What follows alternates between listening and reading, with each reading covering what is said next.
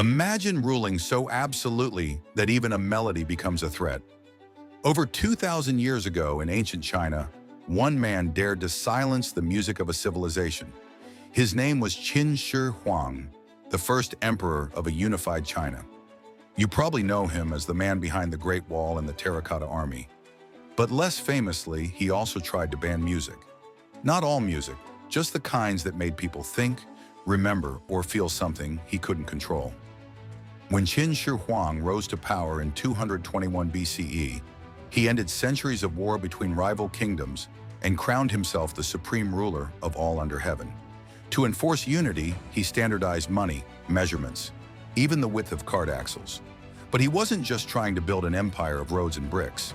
He wanted to dominate people's minds, their identities, and their songs. In ancient China, music was more than entertainment. It was sacred. Confucian scholars saw it as a moral force, a reflection of harmony between heaven and earth. Every kingdom had its own musical traditions, unique instruments, rhythms, and melodies that expressed their culture. But to Qin Shi Huang, those sounds were reminders of the fractured past he had worked so hard to erase. So he did what he did best. He controlled. Just like he ordered the burning of books and the burying of scholars, he targeted music that didn't fit his vision of a strong, centralized state. Folk tunes? Gone. Old regional ballads? Forbidden. The emotional, expressive music that connected people to their heritage was suddenly dangerous. Only rigid, state-approved ceremonial music remained, cold, controlled, obedient. The sound of an empire breathing in unison, without a single note out of line. This crackdown wasn't just about sound, it was about ideology.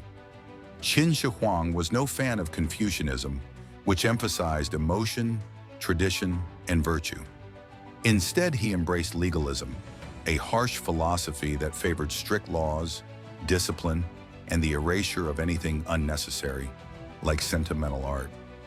In his eyes, music that stirred the heart could stir rebellion. Silence, it turned out, was the safest song of all. Some historians believe he created a central bureau to manage which music could be performed, an ancient version of censorship boards. Musicians were watched, instruments destroyed, and songs lost. And just like that, an empire's soundtrack was reduced to a political tool. But here's the thing about music. It doesn't die quietly. While Qin Shi Huang tried to stamp it out, melodies lived on in secret. Peasants hummed old tunes in the fields.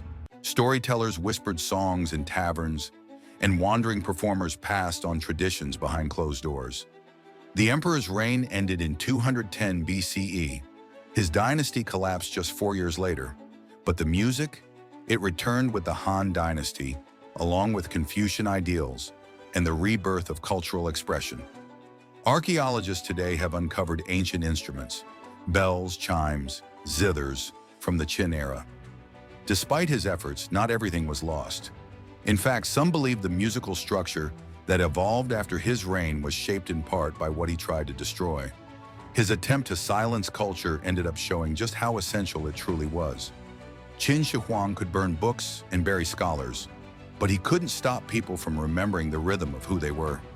Music is more than sound. It's identity, resistance, memory. And when a melody takes hold in the heart of a people, no emperor, not even one as powerful as Qin Shi Huang, can silence it forever.